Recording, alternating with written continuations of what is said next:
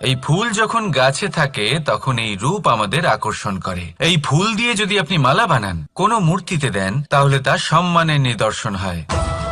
এবার এই ফুলই যদি আপনি বিছানাতে ছড়িয়ে দেন, তাহলে সেই দৃশ্য দেখে সেই সুবাসে আপনার মন পুলকিত হয়ে ওঠে। কিন্তু ভাবুন, এই পুষ্পই যদি আপনি চিতায় সাজান, তাহলে এই পুষ্পকে আর কেউ সম্মান করে না। এ কিরকম কথা? সেই একই পুষ্প এক পরিস্থিতিতে সম্মান পাচ্ছে, এক পরিস্থিতিতে নয়। কেন? কারণ এতেই লুকিয়ে রয়েছে একটা গুরুত্বপূর্ণ শিক্ষা।